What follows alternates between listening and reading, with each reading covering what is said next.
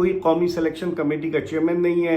عاقب جاوید سارے شاٹس کھیل رہے ہیں, وہ غیر اعلانیہ چیف سلیکٹر ہیں اور ان کی بھی اکاؤنٹیبلٹی ہونی چاہیے. اور دیگر لوگ, سرفراز احمد کو انہوں نے ایک ایسی دلہن دے دی کہ جس کا انہوں نے گھونگھٹ بھی نہیں اٹھایا تھا اور وہ چلے گئے ہیڈ کوچ بن کر. ٹیم کی کارکردگی کا اگر مایوس کن کارکردگی تو اس کی ذمہ داری ہیڈ کوچ پر تو عائد نہیں ہوتی, کیونکہ اس کو تو آخری لمحے پر ٹیم دی گئی.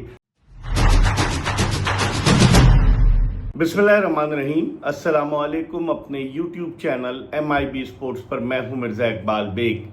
پاکستان کو بین الاقوامی کرکٹ میں, خاص طور پر ٹیسٹ کرکٹ میں ایک اور ہزیمت سے دوچار ہونا پڑا جب آج سلہٹ ٹیسٹ کے 5ویں اور آخری دن بنگلہ دیش نے پاکستان کو 78 رن سے ہرا کر یہ سیریز نہ صرف جیتی 2-0 سے, بلکہ یہ مسلسل چوتھا ٹیسٹ میچ تھا جو بنگلہ دیش کی ٹیم پاکستان کے خلاف جیتنے میں کامیاب ہوئی. اس سے قبل 2024 میں جب بنگلہ دیش نے پاکستان کا دورہ کیا تھا تو اس نے دونوں ٹیسٹ میچز راولپنڈی کے جیتے تھے, اور اب اس سیریز میں پہلا ٹیسٹ میچ میرپور ڈھاکہ میں 104 رن سے اور آج 78 رن سے جیتا. آج پاکستان نے جس طرح سے اپنی اننگز جب شروع کی تو پاکستان کے 7 وکٹیں گری تھیں اور 316 رنز پاکستان نے 7 وکٹوں کے نقصان پر بنائے تھے. 121 رنز کی ضرورت تھی. آج 42 رنز کا اضافہ کیا محمد رضوان اور ساجد خان نے, لیکن اس کے بعد کیا ہوا کہ ساجد خان پہلے آؤٹ ہوئے, پھر اس کے اگلے اوور میں رضوان آؤٹ ہوئے, اور پھر جب خرم شہزاد بیٹنگ کرنے کے لیے آئے تو وہ بھی ایک اونچی ہٹ لگا کر لانگ آن پوزیشن پر تنظیم حسن کے ہاتھوں کیچ آؤٹ ہوئے, اور اس طرح سے پاکستان کی آخری 3 وکٹیں بغیر کسی اضافے کے سکور میں گریں. جس طرح سے پاکستان کا بیٹنگ کلیپس ماضی میں ہوتا آ رہا ہے, بالکل آج اسی طرح کا بیٹنگ کلیپس پاکستان کا نظر آیا. محمد رضوان 94 رنز پر ناٹ آؤٹ تو تھے اور پھر وہ آؤٹ ہو گئے, لیکن انہیں سیکھنا چاہیے لٹن داس سے کہ کس طرح ٹیلنٹس کو اپنے ساتھ لے کر جایا جاتا ہے. لگتا یہ ہے کہ پاکستان کے سینئر کرکٹرز جو ہیں وہ اپنی انفرادی کارکردگی پر توجہ دے رہے ہیں, انہیں ٹیم کی پرفارمنس پر کوئی زیادہ ان سے سروکار نہیں ہے. آپ دیکھیں جیسے سلمان علی آغا آؤٹ ہوئے, جیسے محمد رضوان آؤٹ ہوئے, جیسے بابر اعظم آؤٹ ہوئے, پھر کپتان شان مسعود نے کوشش کی وہ بھی آؤٹ ہو گئے. تو لگ یہ رہا ہے ٹیم بکھری نظر آ رہی ہے, اس ٹیم میں یکجہتی کی کمی نظر آ رہی ہے. ایک تو کئی کپتان اس ٹیم میں کھیل رہے ہیں کہ شان مسعود کپتانی کر رہے ہیں, پھر اس کے علاوہ شاہین شاہ افریدی ہیں, پھر بابر اعظم ہیں, پھر محمد رضوان ہیں, سلمان علی آغا ہیں.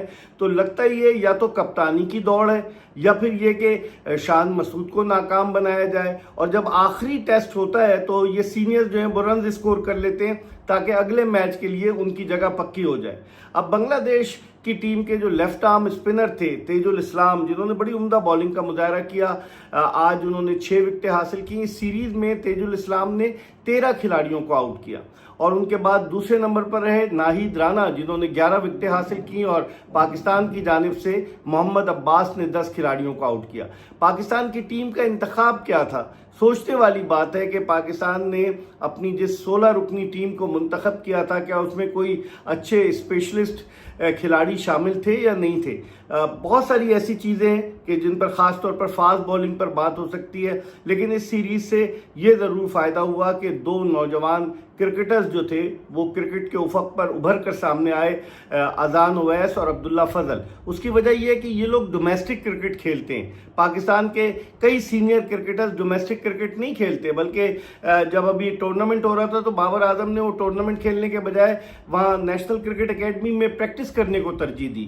تو آخر کون ہے جو ان کو سمجھائے گا, کون ہے جو ان کو بتائے گا؟ اور آج جس طریقے سے پاکستان کی لگ رہا تھا ایک گھنٹہ جب پہلا ہوا تو اس وقت لگ رہا تھا کہ شاید پاکستان ٹف ٹائم دے گا اور شاید اس ہدف تک پہنچ جائے, کیونکہ رضوان کریز پر موجود تھے.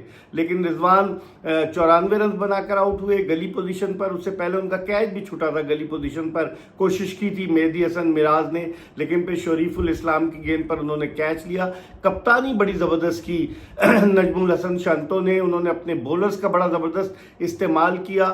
اور آپ دیکھیں کہ بنگلہ دیش کی ٹیم میں یونٹی نظر آئی, اگرچہ ان کے کئی سینئر کرکٹرز تھے. مشفق الرحیم جو کہ 21 برس سے انٹرنیشنل کرکٹ کھیل رہے ہیں, 2005 میں انہوں نے لارڈز میں انگلینڈ کے خلاف اپنا ٹیسٹ کیریئر شروع کیا تھا.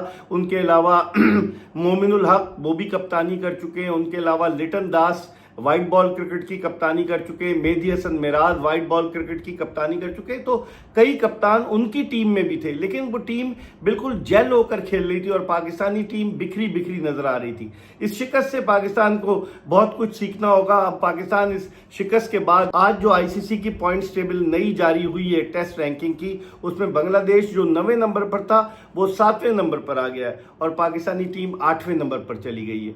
और वो जो हम ख्वाब देख रहे थे कि वर्ल्ड टेस्ट चैंपियनशिप का फाइनल खेलेंगे, एक तो हमारे 8 पॉइंट्स कट गए स्लो ओवर रेट की वजह से, और आज की शिकस्त के बाद अब आईसीसी टेस्ट चैंपियनशिप की जो पॉइंट्स टेबल है उसमें पाकिस्तान 8वें नंबर पर है और उसके नीचे सिर्फ वेस्ट इंडीज की टीम है और बांग्लादेश की टीम जो है वो 5वें नंबर पर चली गई है। तो आप अंदाजा लगाएं कि पाकिस्तान क्रिकेट कहां जा रही है। ये मुसलसल 7वीं शिकस्त है पाकिस्तान की अपने मुल्क से बाहर। इससे पहले ऑस्ट्रेलिया में जो पाकिस्तान ने टेस्ट सीरीज खेली, तीनों टेस्ट हारे। साउथ अफ्रीका में जो 2 टेस्ट खेले वो दोनों हारे, और अब 2 टेस्ट मैचेस पाकिस्तान ने बांग्लादेश के खिलाफ बांग्लादेश में हारे हैं।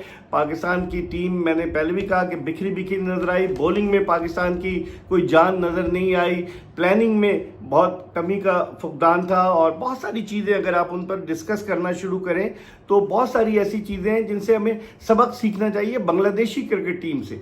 और बांग्लादेश एक ज़माने में अपने ग्राउंड जो होम ग्राउंड थे वहाँ पर स्पिन ट्रैक्स बनाता था, लेकिन इस मरतबा उन्होंने फास्ट बॉलर्स के लिए मददगार विकटें बनाई। नाहिद राना ने 150 किलोमीटर फी घंटे की रफ्तार से बॉलिंग की और उनका इस्तेमाल बड़ा अच्छा किया नजमुल हसन शांतो ने।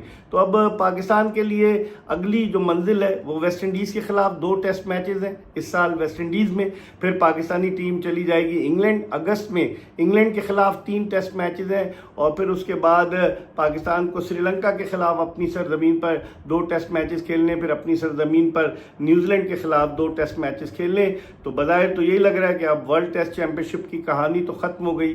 अब किस तरीके से पाकिस्तानी टीम को मुनज़्ज़म किया जाता है ये भी देखना होगा। अगर हम रैंकिंग देखें, ओडीआई रैंकिंग में पाकिस्तान 5वें नंबर पर है, T20 में 6ठे नंबर पर है, और अब टेस्ट में 8वें नंबर पर आ गया।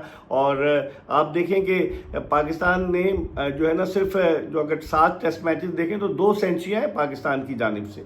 तो इससे आप अंदाज़ा लगाएं कि पाकिस्तान ने जो बाहर पाकिस्तान से मैचेस खेले तो पाकिस्तान की क्या परफॉर्मेंस रही है, ये सब देखना होगा। कोई कौमी सिलेक्शन कमेटी का चेयरमैन नहीं है, आकिब जावेद सारे शॉट्स खेल रहे हैं, वो गैर एलानिया चीफ सेलेक्टर हैं और उनकी भी अकाउंटेबिलिटी होनी चाहिए। और दीगर लोग, सरफराज अहमद को उन्होंने एक ऐसी दुल्हन दे दी कि जिसका उन्होंने घूंघट भी नहीं उठाया था और वो चले गए हेड कोच बनकर। टीम की कारकर्दगी का अगर मायूस कुन कारकर्दगी तो इसकी जिम्मेदारी हेड कोच पर तो आयद नहीं होती, क्योंकि उसको तो आखिरी लम्हे पर टीम दी गई। तो बाकी लोग क्या कर रहे हैं ये भी देखना होगा। शान मसूद बहैसियत कप्तान वो नाकाम रहे, इसमें कोई शक नहीं, क्योंकि शान मसूद की कप्तानी में पाकिस्तान ने जो 16 टेस्ट मैचेस खेले उनमें से पाकिस्तान 12वां टेस्ट मैच आज हारा है, सिर्फ 4 टेस्ट मैच जीता है। तो अब शान मसूद ने लेकिन आज कल 71 रन की एक उम्दा इनिंग्स खेली।